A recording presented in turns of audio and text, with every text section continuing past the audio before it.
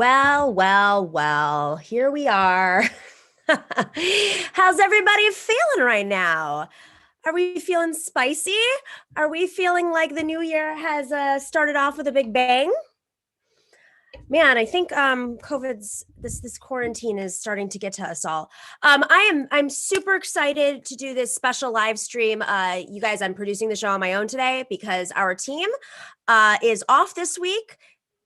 That's well deserved. They bust their butts booking guests and organizing the show and the content, and of course, doing the technical production of the show. So we hope that everybody is having a nice break. So I'm going to be producing this. Bear with me.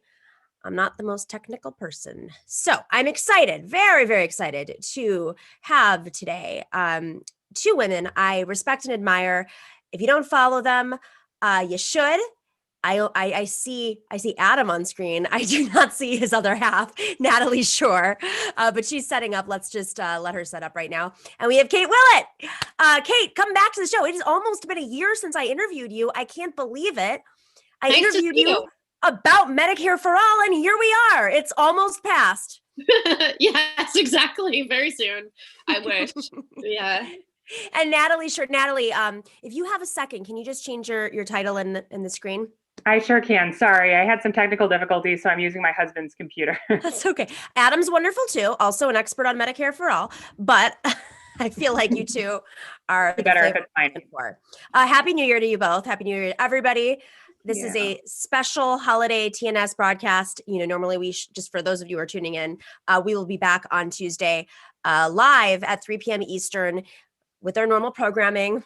As much as we like this break, we're gonna be back to the normal jam. But in the meantime, it is all infighting all the time. So, all right, I'm gonna let you guys do the intros because I don't have anybody producing. So I figured you guys can introduce yourselves. Kate Willett, comedian extraordinaire. What would you like to plug? So I have a podcast called Reply Guys that is a leftist feminist comedy podcast. Natalie has been on a couple times and you should definitely come on, Nomiki.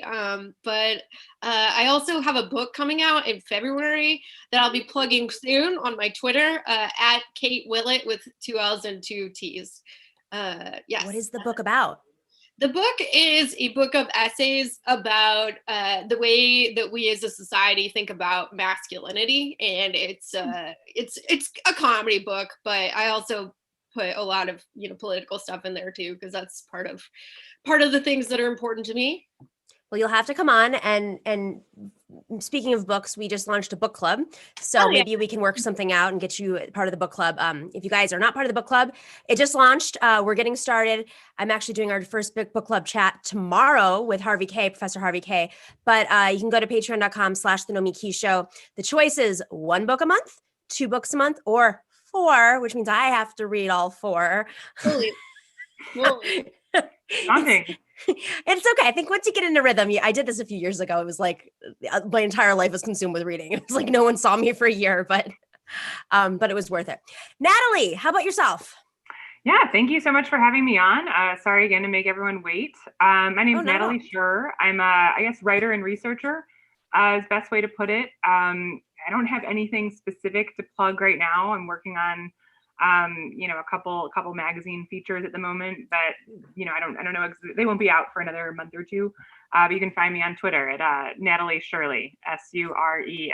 Sometimes we started Twitter 10 years ago and picked a dopey pun and just have to run with it. It's like my AOL address that I still have. Yeah. It collects all the junk mail. And every once in a while, I go into it and I'm like, oh my God, people hate me. Like all this, like a collection of like hate mail somehow gets there. Someone finds me. Yeah. It's usually like people watching, cable news and, that really still use AOL. They're just like, I'm going to see if I can find her. And then sure enough, there I am. The angry emailer is like a very specific type of person. And I think it's okay if you don't see their correspondence. Yeah.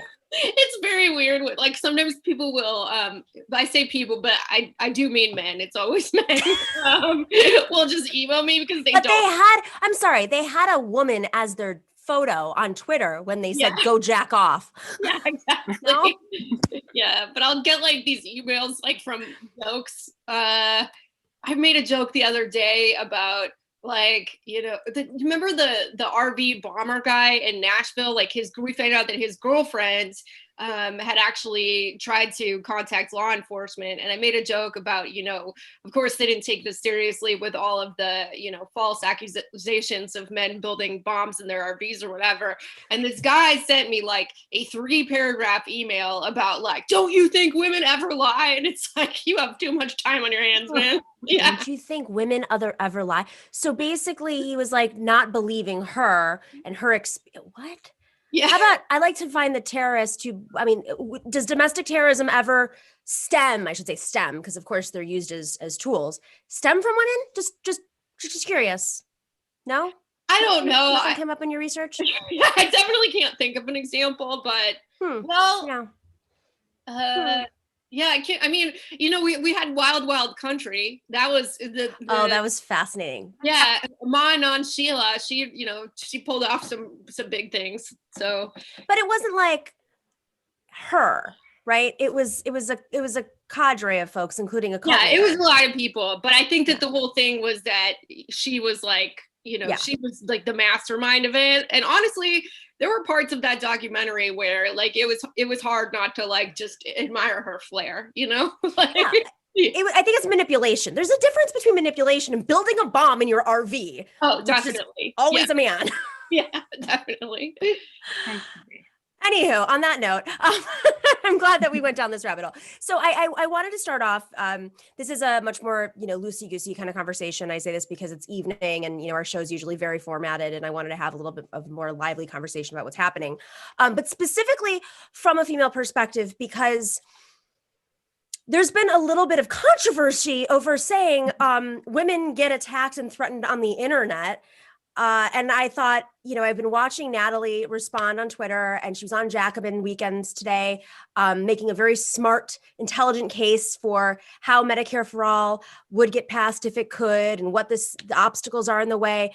But you've also been highlighting some of the more toxic elements of who knows what. I don't know if it's a movement or not, to be honest. I don't know where it's coming from. Against women. And Kate, of course, you're writing a book on this. So this is a very specific aspect. So I want to start off by just asking both of you, what is your definition of solidarity on the left? That's such a good question. Yeah, that's a really good question. I've never thought about how to put that into words before, but just kind of thinking about it, I mean, definitely I think that part of it is, like if you're working with someone for the same cause, that maybe you assume good intent from that person. I mean, there's situations where it makes sense not to, I guess, if somebody has like a repeated history of toxic behavior or something, but, I guess that that maybe you just try to kind of think about like, okay, what's the best way to work with this person and most effectively towards the cause that we both care about, instead of like, what is the most entertaining way to go after this person or something, How about yourself, Natalie? Yeah, I mean, I think, solidarity is something that you have to, practice pretty actively. I think that you have to, when you're organizing, you have to organize with people you don't necessarily like.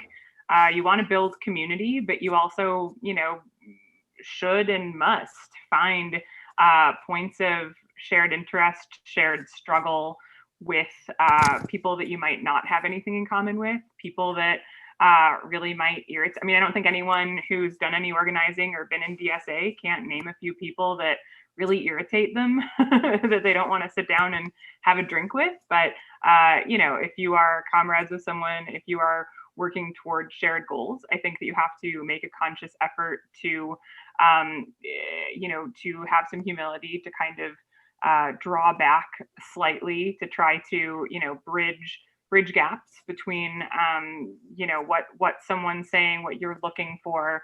It really depends on context, but I think that, whatever solidarity means, it's definitely something that can be in tension with, the incentive structure around being an independent media star. I think it's what we've seen.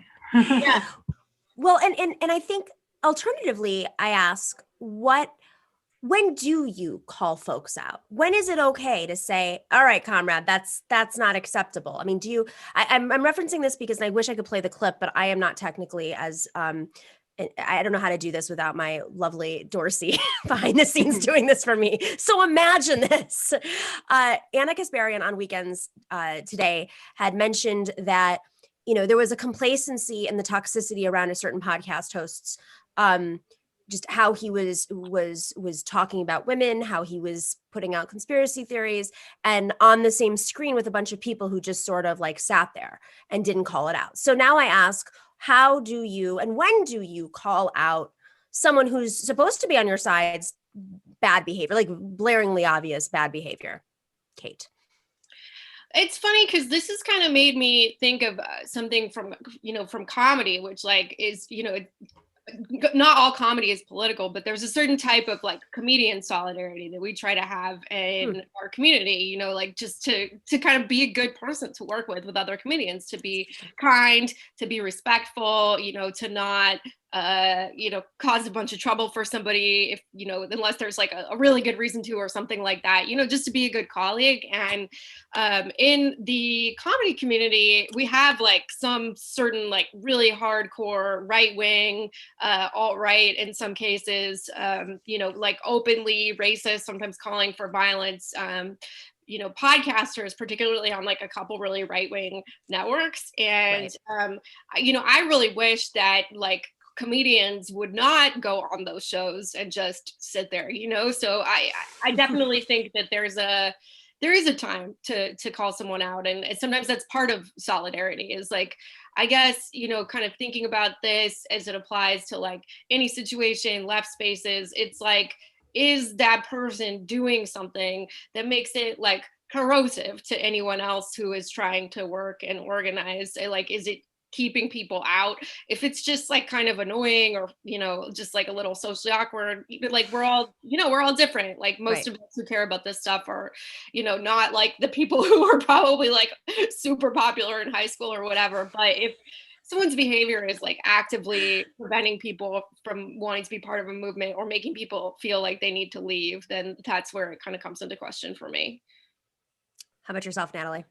Yeah, I mean, I think that that's about right. I think that as toxic as things have gotten over the past few weeks, or however long it's been, I said on Weekends, and I'll say again here, like, I think it's less about, I don't know, if people want to be mean to me personally. You said that there has been a lot of toxicity, and there has been to some extent, but I also have not read every mention. I think I've gotten good at just not reading every reply to certain things when you've been tweeted into certain parts of the internet. But I do think that has a really corrosive effect on movement building and organizing, and developing alliances. And I think people debate about the role of civility and incivility in politics, and some of those conversations are more valuable than others. But I think overall, like, it matters how movement leadership is treating people.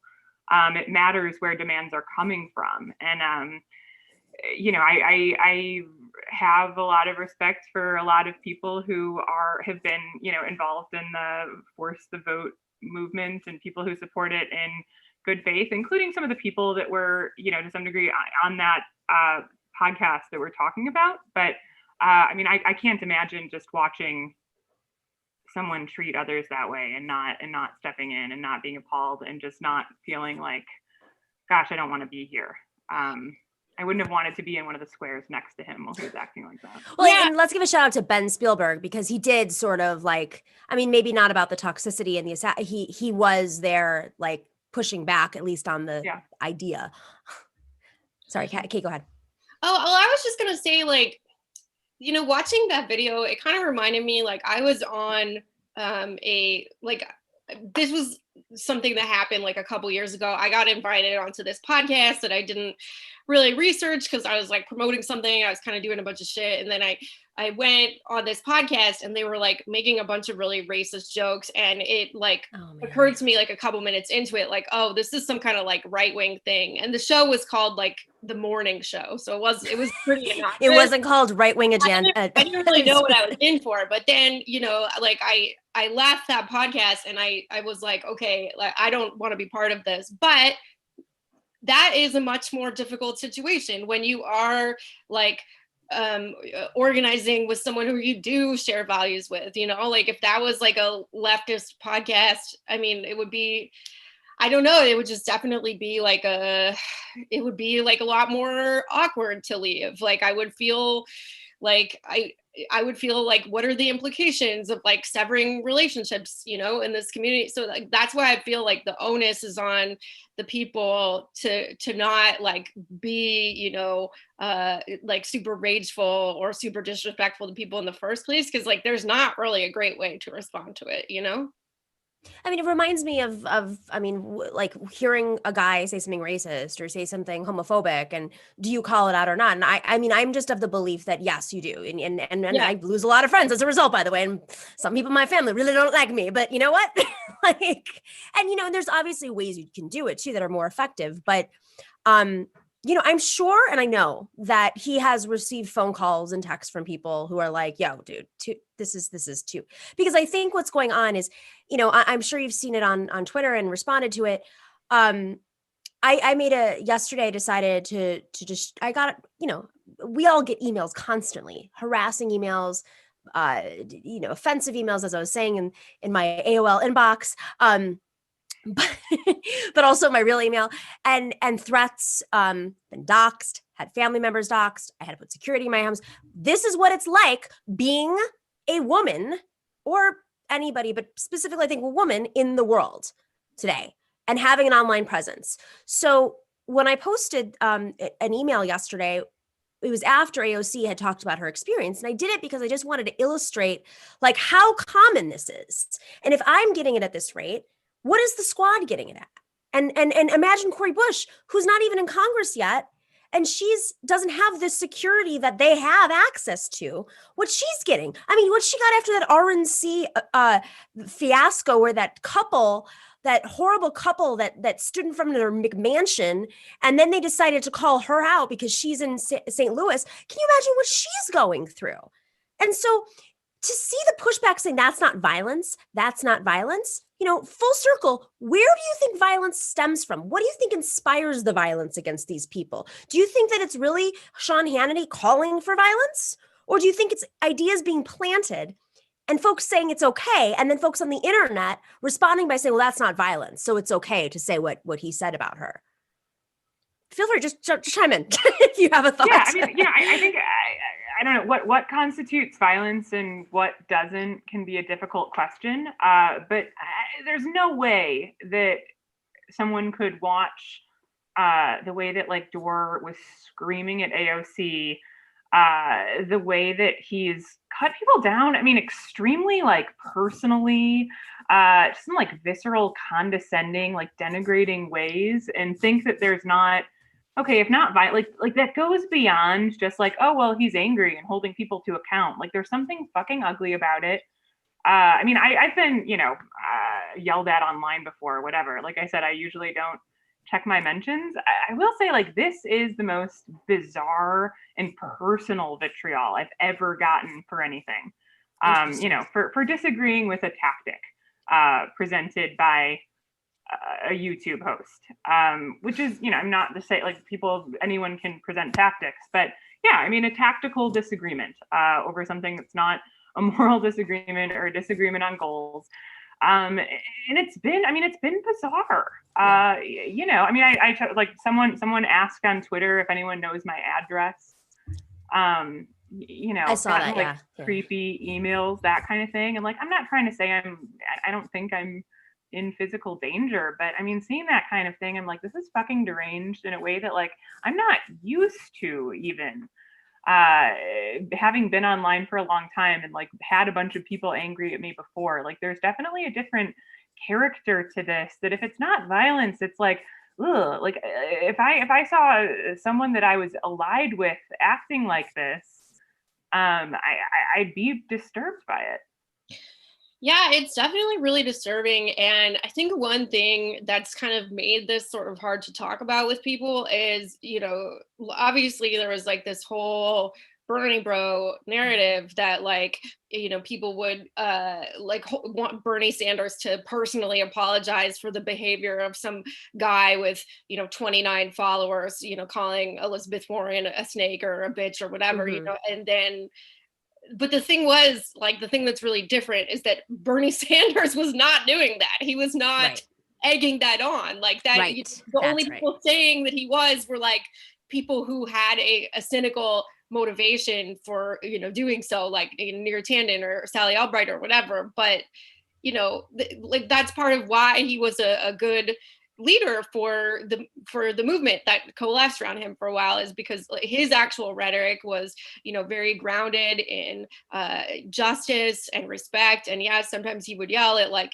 insurance executives or other politicians or whatever, but it wasn't personal, like it wasn't like we're going to haunt you. Yeah. And that's important for movement leaders to like have rhetoric that make people want to be a part of something, especially for something like Medicare for All. Natalie, I saw you make this point, is that like we need to be like building support for this. We need to be building community around this, And it's something, I mean, my frustration with the tactics, and it's not actually I mean, these aren't the tactics of organizing that so many of us who have been part of this fight, each of us on this call, on this line right now, have been part of the Medicare for All fight in our own ways, with our own personal experiences and our own organizing. The tactics of organizing it's not rocket science. You build coalitions. You try to bring people on board that you can flip. You have coalitions of groups out there. You have union involvement, which is, I mean, especially for an issue like this. I mean, NNU, National Nurses United, they literally lobbied for this the last 10 years, made it a central piece of Bernie Sanders's campaign, which helped amplify it to a point where it's in everybody's profile, and there were conferences behind it. And there's a conference next month specifically around passing Medicare for All and healthcare now. Go check it out if you guys haven't already. And this is how you build the support, and you invite lawmakers to the table. And then and you're smart about how you loop it into bills. And there's so much thought behind this that made it the most popular idea in the country right now, right? But it doesn't have that support in Congress, as we know, which is why there's a little bit of a hold in how we go about building out that coalition. But I think what's so strange to me is this is somebody who has a major audience, who supports somebody who's not for Medicare for All for president, by the way. And he pairs up with a new third party, right? Which is collecting data as they have people sign these petitions that I don't know what happens with them. What are you doing with the petitions? Like, do you have a union attached to us? Or do you have people going to go lobby Congress while they're not in session right now? I'm not really sure. But this all happens around the most popular issue on the left, the unifying issue on the left. And then they go after women of color, our biggest allies, our biggest voices, at a moment when, and Nando said this today, and I'm so happy he said it on Jacobin, where we don't have Bernie building this coalition of as a friend of mine said in this fight, statists and anarchists. Like, that was the power of Bernie, was building this broad coalition, a multiracial, multi-economic coalition. So I'm like, how can we think this is in good faith? I mean, like, we're at that point now, right? Where we're all saying, like, what's your real agenda here, dude? And you're doing it with like the worst vitriol, which of course an audience, which I know this, and I have it too, by the way, it's a problem on political YouTube, is a very male audience. And I'm not saying all of our audience, I'm very grateful to our audience because they're not like this, is like this, but it moved from the gamer space to YouTube, right? So it's tapping into something, whether they're conscious of it or not. So that's why I wanted to have this panel. I wanted to have a conversation about, like, well, what is it like to be a woman in this space? Rant over. Go for it. Yeah, I mean, I think that something I've mentioned is that something that's frustrated me about the like force the vote discussion is, I think it's a bit of a tactic in search of a strategy. But if it was more consistently articulated and strategized as something like, okay, we're going to force the vote as a piece of political theater, and then here's how we're going to amplify that message, here's how we're going to bring that message to people in districts XYZ based on who's going to vote against it in a pandemic. If you want to go to show who voted against it during a pandemic, and then link up with Healthcare Now chapters, DSA, NNU to try to, canvas based on that, using that as a talking point, I'd be very into that. I don't know if I'd make it like something that I personally work on, but I don't think I would have pushed back very hard. And, I'd be very open to, okay, like I might not be part of the push for forcing the vote, but like do a canvas in my neighborhood based on it, I'm there. But that's not what I heard from a lot of people talking about this, particularly from the top. What I heard more was like, we've got to force the vote so that we can prove that Democrats are scumbags, just like I've always said they are. Like that seems Thanks for the revelation. Yeah, and like I think you could say a lot of things about the Democratic Party, many negative things, and like you'd pretty much never be wrong. I'm not trying to stick up for the Democrats, but I do think that there is, and part of why I was so surprised, I think, to see some of the reaction to this compared to, Twitter and stuff. I do think and I'll be the first to I realize I don't understand YouTube very well, as like a political site, and who the audience is there. And well, it's not public, just so folks know, sorry to cut you off. It's not public information. So those of us who have the analytics in the back end for our shows and know the overlaps, I mean, he was also at TYT, I was at TYT. So I'm going to guess his audience isn't more female than mine. Let me just throw that out there. And our audience is 86% male. And I will be completely transparent with that, under the age of 44. But I think, and maybe it is partially YouTube or the maleness or, some combination of both and something else. But it seems to me that there is a group of people involved in this whole thing that's, not in it to build something. They're there to root for anti-Democrat kayfabe. And I'm not saying that never has a political utility, but I don't see that political utility manifesting here, or that much is being attempted toward it. Yeah, I agree with almost everything you said. And, I think it's with force to vote, I'm not against that strategy. I think Brianna Joy Gray and David Sirota have made a really good case for, why that's a good idea. I don't personally think that is the most effective tactic at this time, but I'm not opposed to it. And like Natalie said, I would be there, for canvassing around it. If it happens, I will be involved in it. My thing with force to vote is that it seems like even in the articulation of the purpose of what it's for, it's there's an acknowledgement that this is definitely not going to lead to Medicare for all, that there's a 0% chance that it's going to lead to Medicare for all. And, for this reason, I think that it would be kind of hard to mobilize people around it at this specific moment, because I think if you're asking people to come out and canvass for something and, push for something, put pressure on their reps, it helps people psychologically if there's at least, a 5% chance that something could happen. And to me, it just feels like this would, this is a no vote, and, or, pushing to force the vote is to kind of prove that these members of the squad are not really, on our side, so that people will become, disillusioned with any possibility of achieving Medicare for all within the Democratic Party, to build support for this People's Party. And it's I'm not attached to the Democratic Party. If there's someone else to vote for, I will. But the project of building a whole third party, that's that's obviously a very large project, and this is being pitched as the quick solution, to the fastest path to Medicare for all. So I just like, I have a lot of unanswered questions, and it all feels very vague to me about like what strategy would I even be trying to participate in, Yeah, I mean, and of course, folks who've been involved in passing legislation and in this fight have actively and vociferously said that this is not a path. There's no path. There's literally no path at all. Like, there's no path to getting it on the. I mean, there's just nothing. You're not going to you're not going to be able to force the vote because Nancy Pelosi has the votes no matter what, if she has the squad or not the squad. There's just no path. So I feel like, I mean, we're past the point where I think folks, at least who watch the show, know it's a gimmick.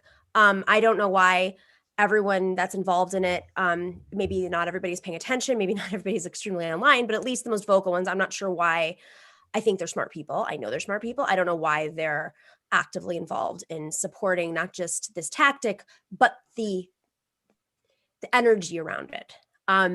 I'm not saying folks who are online advocating for this are part of that. I think people are angry and frustrated. I was very clear on my show last week that I'm on Medicaid. I had a breast surgery this summer, and it could have cost me who knows how much, $100,000. I don't know. If I did not have access to Medicaid. And I'm transparent about that because I started a show this year. So like, guess what? I'm not making $35,000 a month. Shocker. Some people are though, but I am not. And so it's a deeply personal thing for other reasons too. Been very involved in this fight.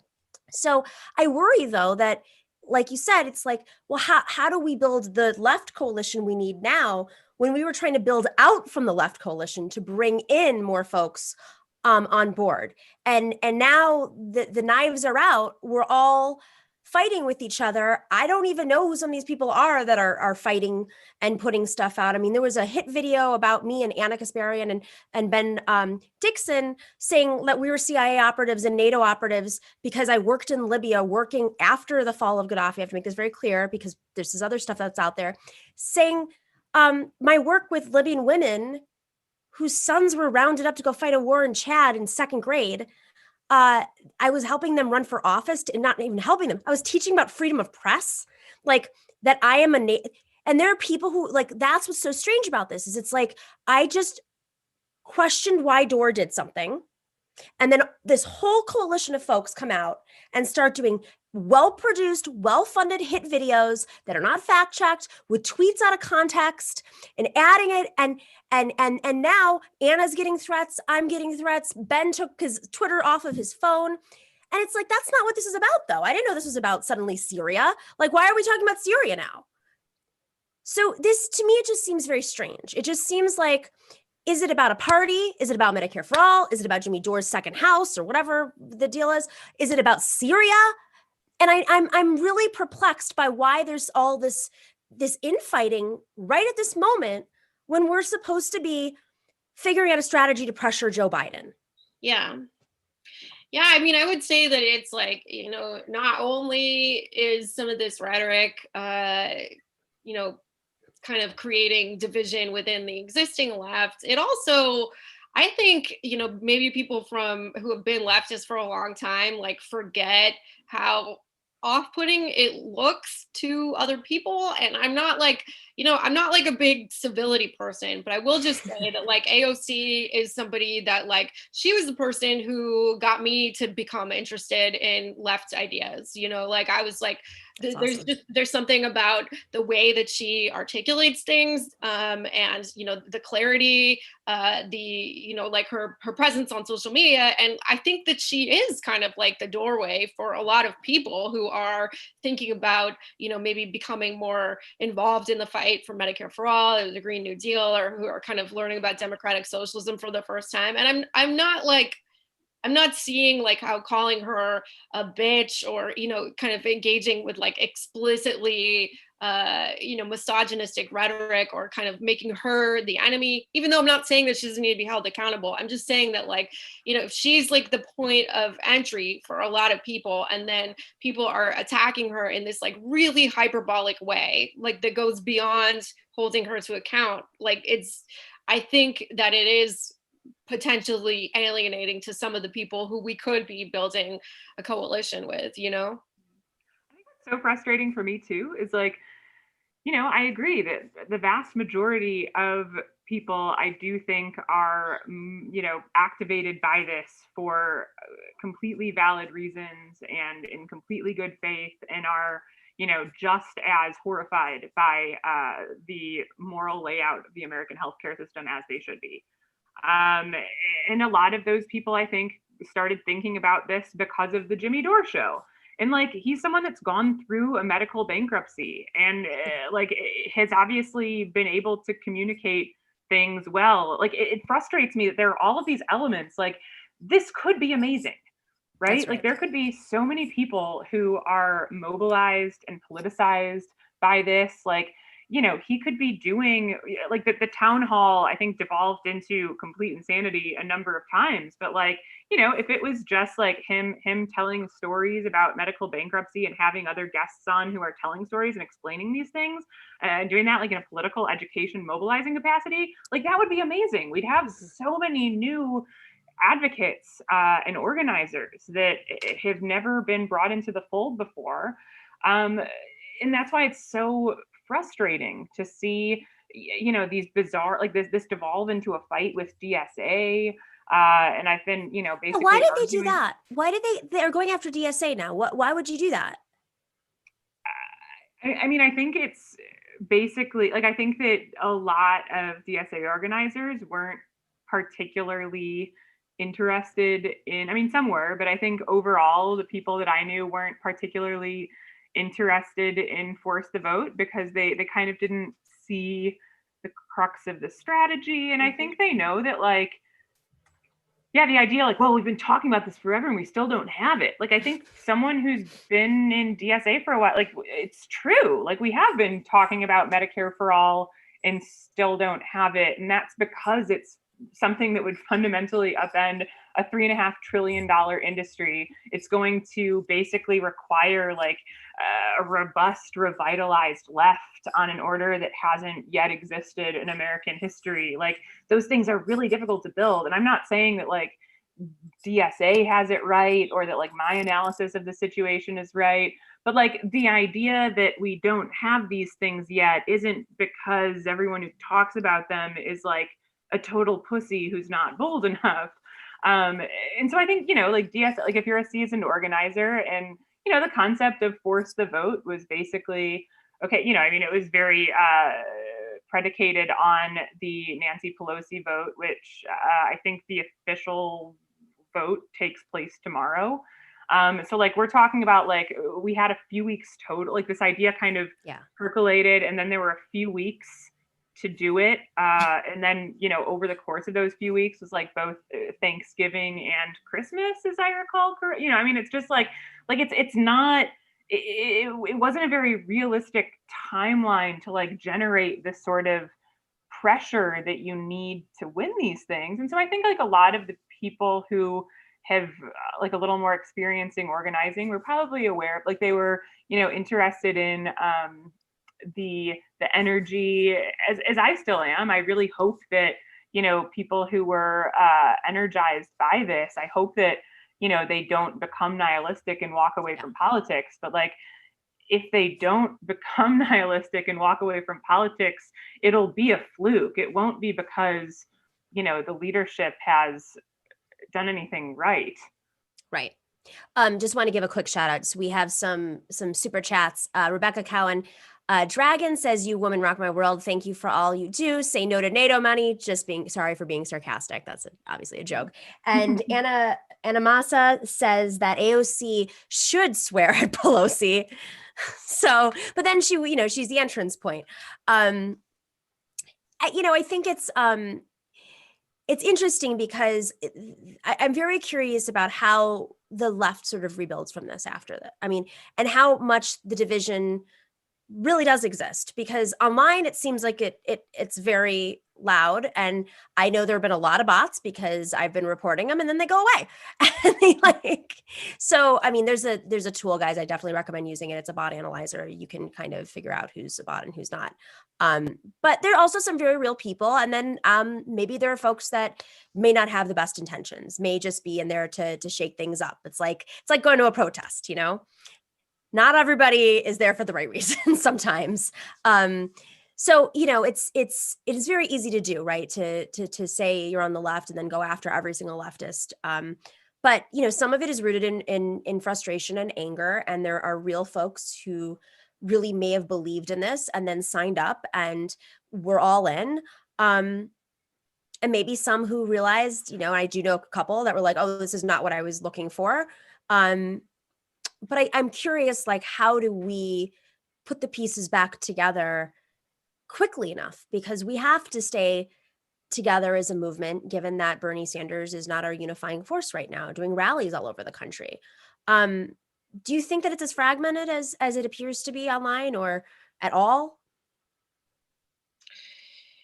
Yeah, that's a really tough question. It's really hard to get a sense what's going on online. I mean, one of the kind of unfortunate things about Bernie not running for president anymore is that like a lot of the times that you encounter other leftists, it's like around left media and stuff. And it's like, I have a podcast, I'm not like against podcasting or whatever, but like one of you mentioned earlier that like the incentive, like with something like that is to like entertain and to generate views and clicks. And like, that's the job. Right. And like, it definitely, it helps when, there's things like, besides that a lot of people can get involved with, whether it's like primarying a corporate Democrat or whether it's like canvassing for Medicare for all. And to me the solution to the fragmentation like feels like it's like about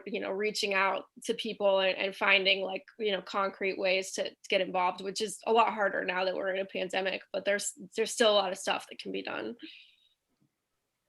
Yeah, I mean, I think fragmentation will always exist on the left, especially. I mean, historically, that's always been the case. I do think that the left, like the coherent, organized left, is very weak. Ultimately, I'm sorry, I keep interrupting you, but I've like you say something, I'm like, I want to know more. What about the coherent, organized left is weak right now?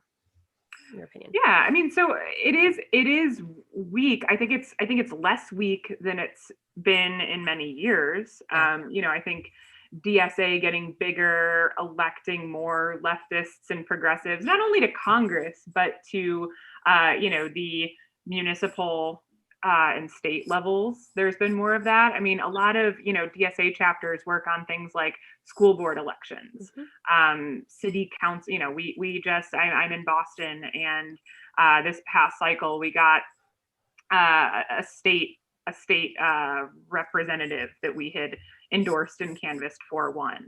We have a city council member in Cambridge and in Somerville, things like that. I mean, I think that so that's heartening. That's good. But yeah, I mean, the left is small. A lot of political education needs to be done, and I think most importantly, the labor movement is at a weak point. And historically and around the world, robust left transformative legislation has, as far as I'm aware, in every instance, has come along with, has been shepherded by a strong labor movement, and that I think is the key to changing political conditions. And so that's going to be something, if people are in a union, then developing a way to, turn that union into a vehicle for political struggle, and,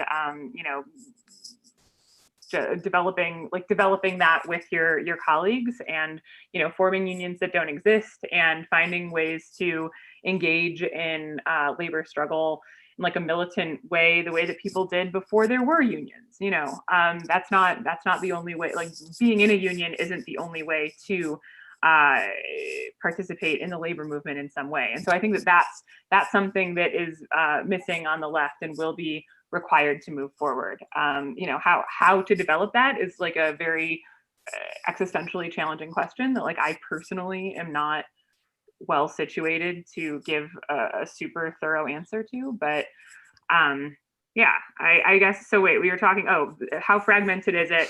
The left is ultimately weak.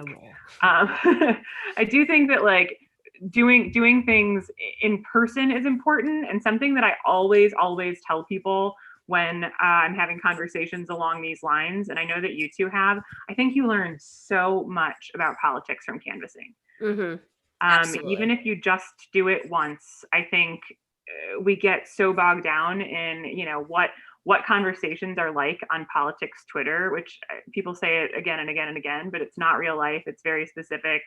I think that getting out and canvassing it's humbling and important. And anyone listening who hasn't done it, I would very much encourage them to do so for a ballot measure, for a candidate, for something. Yeah. So it's interesting you say this about labor, because for those of you who are interested in learning a little bit more about labor and how to get involved, or how to work with the levers of power, I definitely recommend anything by Jane McAlevey, anything that she has written. There's a great book that's in our book club this month called No Shortcuts, but she has worked with labor for trade unions for years to prevent busting, specifically because, of course, these are tactics to divide and conquer. There's smear campaign, all these different things have been used to break apart unions for years. McCarthyism being one of the largest forms of that, from externally, not internally. But it does seem like, though, the labor leadership, I mean, we talk about this with Professor Harvey Kay on the show all the time, that the pressure points with all Democrats and even some Republicans, especially at the state level, is really have to respond to labor. There's just, if you're in a state like New York, or if you're in a state like, California, of course, if you're in a state like Massachusetts, Rhode Island, I mean, so many of our Democratic states still have strong enough mechanisms of labor to push Democrats. And of course, Joe Biden, working class Joe, it's not a good look to be embarrassed by labor, but the leadership. And so this is why it is important to join a union and get involved, because teachers union is a perfect example. They've been able to pass measures across this country in red states. And I'm going to tell you, it didn't come from the leadership. It came from the ground up. It was a groundswell, but then they came in and supported. And so there is this dynamic, and I'm hoping we see more of it. But I feel like we're running, like there's so much in front of us, and we have so much catching up to do to see something like this happen. I wanted to do this conversation not just to talk about the feminist aspect of it and how women are, what they deal with on a daily basis online, but also to talk about the struggle and why this solidarity is important and why we can't get into these toggles, because it hurts whatever work we have been doing for the last 5-10 years. Kate, you want to say something? I can see it. Yeah, I was just thinking when you were talking about labor and unions that I think like one like big threat that is coming is Prop 22 in California. Basically Uber, Lyft, DoorDash, these other these companies that are like classifying everyone as an independent contractor, writing their own labor legislation and making it impossible for things for people to organize. Like a lot of like the labor fights that we're going to be having over the next few years are actually like not going to involve unions in some cases, or will involve unions, but like will be trying to organize workers that like aren't in a union because they're prohibited by law from being in one because of these like Prop 22 style legislations, or like fighting these laws, whether there's like a kind of proposition system, or people are trying to like pass it in a state legislature. But yeah, it's going to be really important, I think, for there to be like some kind of solidarity and coalition building, because like this could look like a much worse country a few years from now, if that's even imaginable at this point, if like you have companies just basically classifying everyone as an independent contractor and being allowed to do so. I want to just take a brief commercial break to do some super chats, guys, because there's a lot of them and I lose them after a second. So if I have lost one, I apologize to whoever I lost. I'll try to get you on another show. But JHLFSC says, I wonder exactly how long it will take for everyone pushing back on this to be labeled as SJWs, social justice warriors, trying to stifle everyone's free speech. They will be concerned trolling us, Sam Harris style, in no time. That leads to the next question, which I will ask in a second. So let's hold on that. MMAKA1. I think. I wish Dordal spent all this energy on candidates that would primary corporate Democrats. We already have horrible votes and actions by people like Rich Neal. I am sad that Bree and Katie just let him call AOC a sellout. I agree with that. I expect more from them. Anamaxa, there she is again. Thank you so much for the love. AOC and the squad should not vote for Pelosi for speaker. That would unite the left, as well as force the vote as a condition. It's not rocket science. Yeah, they have every right to do so. I think they're playing. There's a different politics game internally, though. Let's get to that in a second. And then the last one is Goku just saying, thank you so much, Nomiki. AOC made a relatively detailed explanation on Medicare for All, Green New Deal, et cetera, on her Facebook account. Basically, the austerity rules, exactly, Pago, needed to be changed so other programs would not be cut because of a new policy like Medicare for All. So I've heard Natalie talk about Pago. Could you explain it to us? Yeah, so PAYGO is a rule that dates back to, I believe, 2007 that stipulates that new spending must be balanced by cuts in spending all that's already happening. So yeah, I mean, it is like a balance, a budget balancing measure that is obviously structurally hostile to grand legislation like Medicare for All, like a Green New Deal. So, technically, I think that the rule change that the progressives were able to force applies to the next 2 years. But it's also true that, once you have something settled, then it does set a precedent that it'll be more difficult to push back this change in the future, or there'll at least be a fight. So I think it's good. It's still not going to facilitate the passage of Medicare for All in the next term. I don't think anyone thinks that that's going to happen, but it does set a good precedent. Do you have any thoughts on Pago, Kate? Well, I mean, it's horrible. And, I think it definitely is a win that it seems like it will not affect, Medicare for All or a Green New Deal in the future. It's just like, to me, it seems like people like AOC, Ilhan Omar, Rashida Tlaib, like there is like a different internal game, as you mentioned. And that doesn't mean that we should stop pressuring these people, or even that we have to talk about them in a nice way or something like that. But, I guess just like, to me, it seems good to keep in mind that there are some things that are better accomplished with outside pressure, or at least with like that pairing of like, inside pressure and outside pressure, because it's like AOC, if she's trying to like push for PAYGO to not apply to M4A or the Green New Deal, like she probably, has to kind of like make nice with Pelosi a little bit. Like if not kind of compromising on certain positions, there's like probably at least some compromising in terms of like decorum, and having to kind of like make your colleagues feel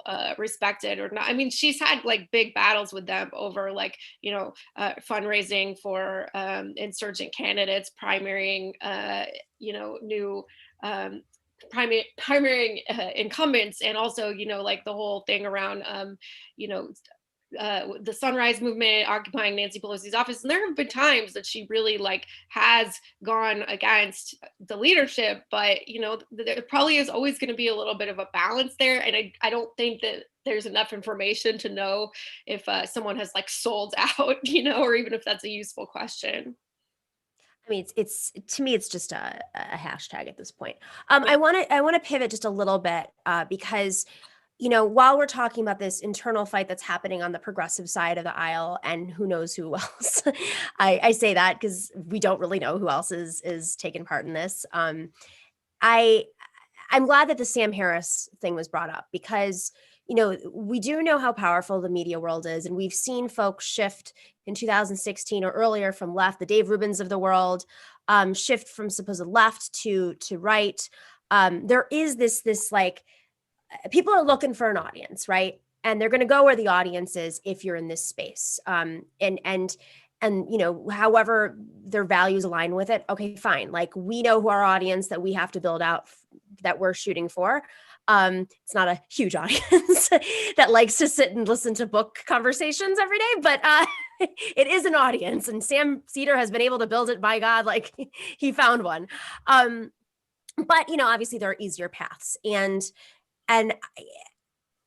this is a model that the right wing has been using for years. This is not new to YouTube. This is something that they did with Fox News. This is something that right wing radio has been doing for years. It's gotten much more sophisticated.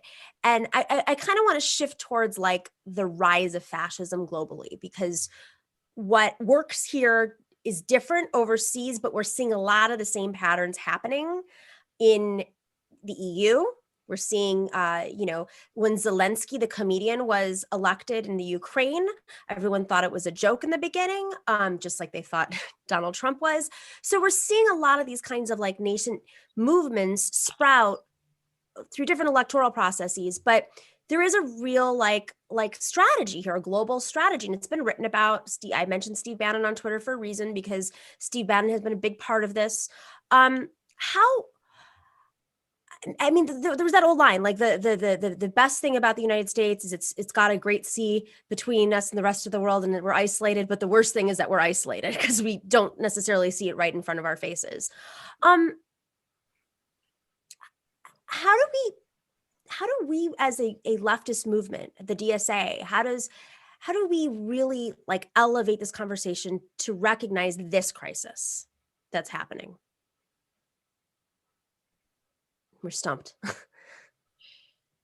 I mean, something that Michael Brooks did so well. I mean, he had several conversations saying, like, don't ignore Jimmy Dore. I found a video today talking about Jimmy Dore being wrong on Brazil, and then really going into how Bannon was a part of, this rising global fascist movement, and he partnered with media figures.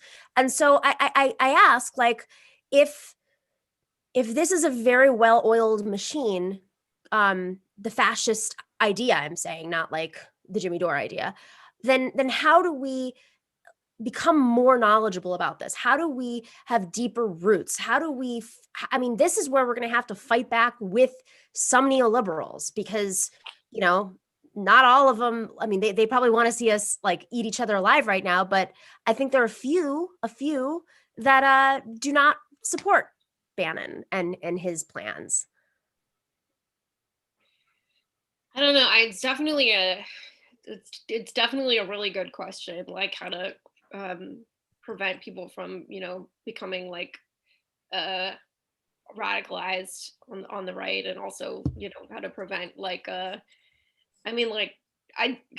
only thing I know is true for sure is that it is like definitely harder to build an audience with good beliefs than it is with like, kind of the most inflammatory like thing that you could possibly say. I've seen people do that again and again in comedy of like, career's not going well, okay, pivot to being a COVID truther or something, and so there's always going to be that incentive there, and it's a huge danger. I don't know if I know what to do about it except for not do that, but it is scary.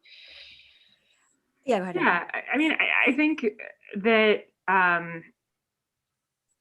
part of the answer is like class war and directing anger at the right things, right? I think that part of so you have this extreme right-wing political movement around the world that I think is, very, very much guided by oligarchs. And it turns out, Yes. Oligarchy isn't particularly, oligarchy and like the program of, the Koch donor network, et cetera, isn't particularly popular. Just as, Reaganism as an economic philosophy wasn't particularly popular. And then they, basically, I think, take up these culture war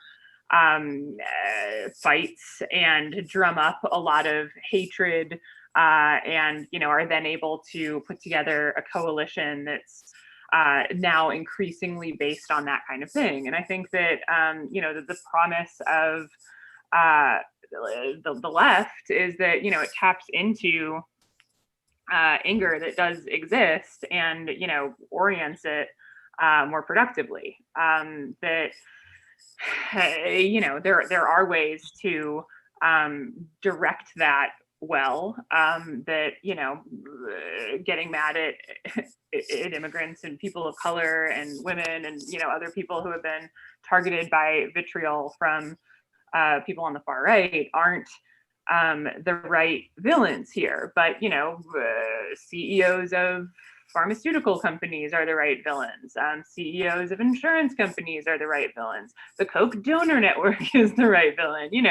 I think that that's kind of what Bernie tried to do and why his message resonated with a lot of people. I think like structurally and politically, we need class war. And I think that he performed a political education function that other people weren't performing. And that, I think that that's an important part of what makes people not radicalize is, give them an alternate vision and make sure that that alternate vision is robust enough and that it's in other milieus. I think, part of anyone will admit, like, part of the problem with the left right now, not just in America in 2020, but, historically, politically, for a number of reasons, is that, it has to be a working class movement, and political education, in the absence, especially of a more robust labor movement, often comes from, more professional classes, and, figuring out a way around that can be difficult. But yeah, that's the, like, I still think class war is the answer to your question. how to wage it and how to go about it and maximize the effectiveness, I think, is a very difficult quandary. And I'll add one more point to that. Just, I don't believe in dancing with these people. I have absolutely been on Fox News before, and CNN, frankly, and MSNBC many times. I spent a good chunk of the last 10 years in those green rooms with fighting and debating some of those despicable people. I understand the value of going on the largest news network in the country. Many of the viewers who happen to actually, number one, be Democrats, you'd be surprised, independents, and people that are open to the leftist populist message. But what I am opposed to is having them on our shows, dancing with them with our audience. And that, I think, is really concerning, because this has been written about extensively by much smarter people than myself.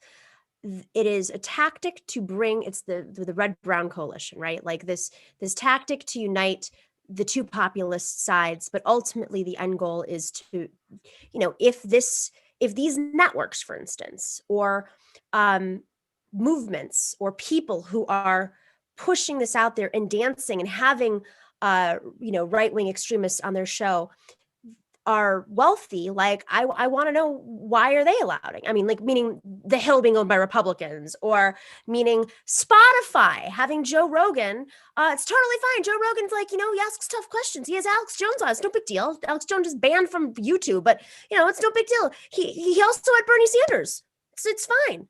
Yeah, but how much of Joe Rogan's audience is actually progressive? And I want to know how much, and it's large, by the way, compared.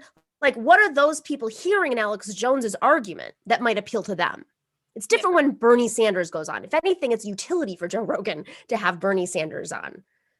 So it's, when you say this is radicalization, let's just make this very clear. This is what is happening right now, is an attempt to radicalize people in a direction that we don't know.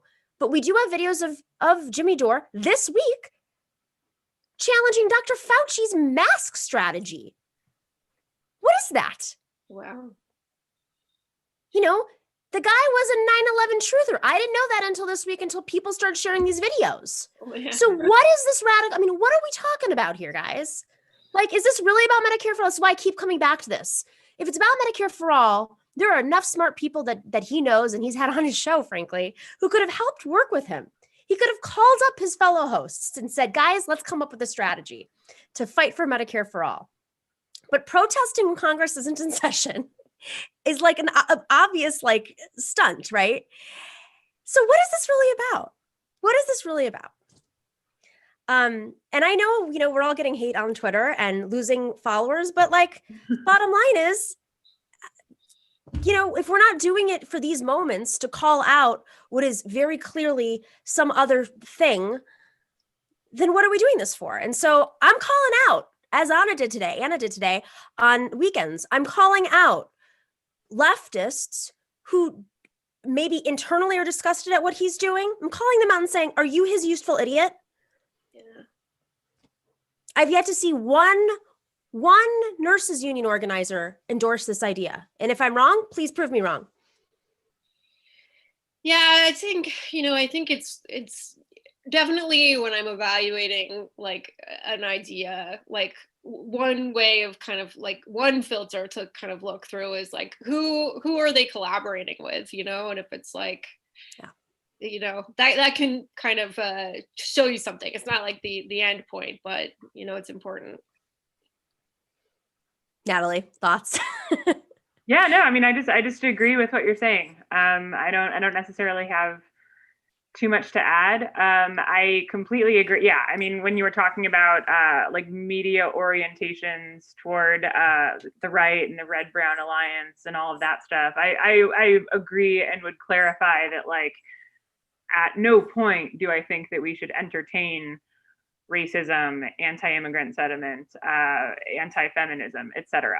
I think that those things are obviously strong currents in American history and politics regardless. And I think that they've been very consciously drummed up and exacerbated by people ultimately looking to, gain more votes for oligarchy, and that, cultivating class war and like pointing resentment at the right people is something that the left can do without paying any credence to the ways that those things are done now. They're weaponizing also cancel culture. Let's just make this very clear too. I mean, not that cancel culture is a great thing, but when you challenge their strategy, which, by the way, when I'm saying what is this about, that is about their strategy. What is this about? Because we know right now Medicare that thing did not work. We saw the rally. So now what is this about? That's what I'm asking. But when you ask those questions, they come back with personal attacks, and then they dox you, and then they send troll armies against you, and then they put Reddit pages saying, take her down, like drag her, and then people jump in, and that's what is it about? Well, I think, what it seems to be about, and why I think it's been so focused on like AOC and the progressives, and why I've said I find it really alienating that there isn't a discussion about, if it were couched like force the vote is a movement building tool, that would be totally different than like force the vote is a way for me to prove that even the best Democrats suck and are just like Nancy Pelosi, like I fucking told you, please donate to my Patreon. Like those are very different things. Oh, by the way, please donate to my Patreon. Definitely donate to Nomiki's Patreon. But yeah, I mean, I think that in terms of like, what is this about? What is he looking for? And, going back to the very beginning about like incentives for pundit, I've come to realize, and I guess this should be obvious, but, the point of punditry is to, it's like kind of a form of like professional kayfabe. It's like getting people riled up and like convincing them that they're right and that kind of thing. And like, there's a place for that. I mean, I think that like, having like Bernie pundits on during the primary, like having a bunch of Bernie supporters see that and then like take some of those like messaging and arguments to doors when they're canvassing or conversations they're having at water coolers, like that's not an inherently pointless. I mean, I think it has a value, and everyone likes that to some degree, but I do think that with something like this, especially about like strategy and movement building, the things that are good for pundits aren't necessarily good for movements. And I think that pundits like Dor or some of the other people who have been pushing this, I think that selling this like everyone could give you Medicare for all tomorrow if they just weren't such fucking sellout assholes. Like, we've got to call for someone has a follow-up question or they disagree. Fuck that person. That person has a bunch of health care. 68,000 people a year are dying of not having insurance. Like a lot of those things are true, but like that's a performance. And there's like an incentive to like drum up a lot of controversy so that you can play like the angry righteous person who has an answer. that's like way more valuable for like a pundit than someone who's engaging in movement building or like trying to build coalitions or trying to plan actions or, you know, plan canvases or whatever else. And it's predatory because it's preying on people's, I mean, Kate, you lost a loved one. Yeah, I mean, it is like the anger about, as you know, as both of you have said many times, like the anger at the injustice of our healthcare system is completely deserved. Like people are losing their loved ones and people are not able to go to the doctor for conditions that they desperately need to go for. And it is predatory to like, you know, present it like there's actually, you know, a really quick solution to this. And the reason that, you know, it's not happening right now is just because of the cowardice of all these other activists. Like, I mean, it sucks that there's more work to be done, but like that's true, you know, and hopefully we can involve as many people in the fight and doing that work as possible so that we can make this happen as quickly as possible, because it is, you know, it's devastating how it is right now. It's like people who talked about Medicare for All a lot, if they're cowardice and they're acting like pussies was like truly our obstacle to getting this, that would be an amazing problem to have. Yeah, exactly. Yeah. It would have worked then. Yeah, there are a lot of people who aren't pussies. Like we could find them. Yeah. We could get Medicare for All. Quick shout out from our super chat. I've missed a few super chats, guys. I apologize. We don't have a producer, Dorsey, right now, so they go away. But Tokyo Gouda says, love this panel, left is best. And I know somebody asked me about being a CIA agent for Libya.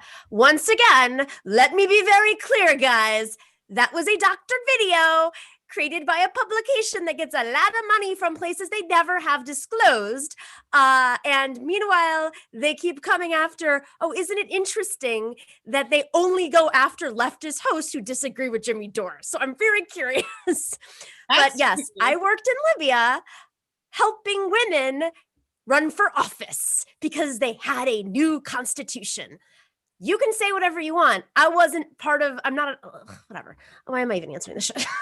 It's just, well, I mean, like, it's like I'm getting berated with it and people are calling me like a slave trader. And I'm like, this is disgusting. I mean, this isn't about healthcare. I don't even know who you people are. It's not about healthcare. Heard of the corner of the internet that you're talking about right now. That sounds pretty bad. Don't go there. I didn't even go there either. It was so crazy. This is like, I remember Politico did a hit piece on me where they were like, she claims she worked in Libya. So it's like, on one hand, you've got Politico saying like, she claimed she worked in Libya. On the other hand, you've got these guys who are like, she's a slave trader. Internet for the win. Always. Sorry, I'm sorry to do this. It's just hilarious. It's like, it's so over the top.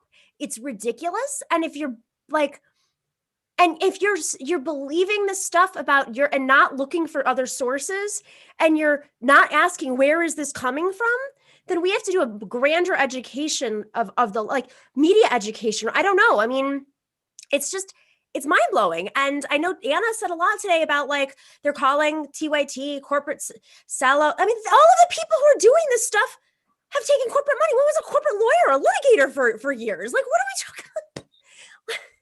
I had someone like coming at me. I used to work for a show on True TV, and I guess True TV's parent company is AT&T, which I think I once knew and didn't even consciously know. So someone's like typing about, you know, all this stuff about AT&T and what they've done as a company and how like I'm in the pocket of AT&T, and I was like, just like on a very basic level. Like this doesn't make any guys, sense. You use iPhones. Yeah. So you are an oligarch. Yeah, I mean, yeah. It's like very silly. Yeah, I was just gonna say that, like, yeah, I've had a bunch of people, like, every time I tweet about like Jimmy Dore, like a bunch of people get in my mentions and they're like, oh yeah, like you're super rich, and it's like, how much money do you think comedians who have not been able to perform in nearly a year, like? I don't know. Like, it's not. Wait, have you guys seen this website where you go like, well, actually, I've never done it, but people are screenshotting it where they like, it says your salary And it's like, someone's been doing that. And I'm like, how can you be on Medicaid? You made $5 million last year. I'm like, really? I've got wood paneling in my living room right now. I could use that money to fix it. Yeah. What if you had $5 million and you used it to get wood paneling? That'd be amazing. Great wood paneling. Yeah. Yeah. And also, this is my backdrop? Like, really? This is like 2 room dividers and a purple light that was $40. Looks pretty good. Patreon.com/the Nomiki Show. I'm kidding.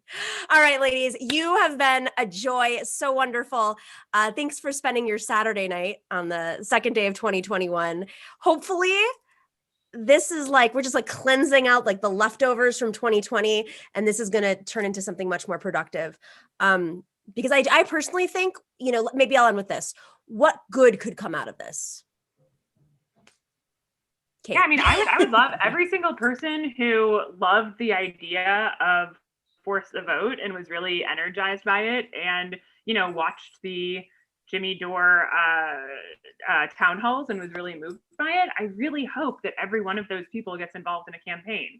And if they've decided that DSA is a bunch of shills, like, that's totally fine. There are a lot of groups, and find a political home, find a campaign that you can work on, and go canvas for it, make phone calls for it. Like, I know that sounds very earnest, and they'd probably call me like a bitch shill, but that's, if anyone wants to DM me and call me that, I will help them find something in their area. Is that right? Can I do that? No, I'm just kidding. I'm DMing Natalie right after this. I was gonna say that I think that hopefully we can. It's like the pandemic has made it super clear that there is a desperate need for Medicare for all, and there's nothing good about the fact that the pandemic happened, but hopefully the pandemic can be used to mobilize people and lead to Medicare for all sooner rather than later. And so I think that this whole conversation is definitely not wrong about that, and maybe there'll be multiple perspectives on the best way to do that, and there will be something with a little more kind of planning and strategy that people can coalesce around, and I think that would be really important and good. I'm going to say the good thing that came out of this is, and it's important, and Nando said this today, that it exposed kind of how the weakness in our movement still, and where we need to keep building. Because I think, when you're in the Bernie campaign, you're just like, oh my God, and he in 2016 won 46% of the Democratic nomination. Those were real people who turned out and voted. And that was with closed primaries, and I could go down that rabbit hole, as you guys know very well. So imagine, but keeping that together is very hard without a presidential candidate. And it's why I always go to organizing advice from the great Larry Cohen, who is president of CWA, international and national, for decades, and the former chair of the Bernie Sanders campaign. He always said, you can't put a movement behind one leader. It has to be a real movement. And I think that's why they went after AOC as well, is because she is the closest thing to a unifying leftist leader right now. And it was, there's an agenda there to chip away at her. So we have a lot of work to do. I'm going to do some quick shout outs. Oh, crap. I keep losing them, guys. I'm so sorry. Hilltop Ironworker says, I've enjoyed Miss Shure's thoughts on this today. The current discourse on the issue is antithetical to Mr. Brooks's message. Let's honor his project. Absolutely. And this is Brian Ephraim. It rarely gets mentioned that FTV depends on Barbara Lee, Porter, Raskin, and Pocan to go to war with Pelosi. 0% chance of leveraging anything. FTV is totally dead end. Force the vote. Let me see if I don't know if there's a way to salvage all the rest of the super chats. I apologize, guys, if I've missed your super chat. They don't let us, I don't know why. They make me stop the show and read it if I'm managing this on my own. Whereas when we have Dorsey, he just gives me them all at the end of the show. So I apologize to anybody I missed. I promise we'll get them. I can go back and look at them, but I can't in real time. And very, very, very grateful to each of you for joining today and for taking part in this conversation. I think it's needed. I think we have to have these deeper conversations about the left, strategy, solidarity, and always about how we treat each other, whether, it's deserved or not.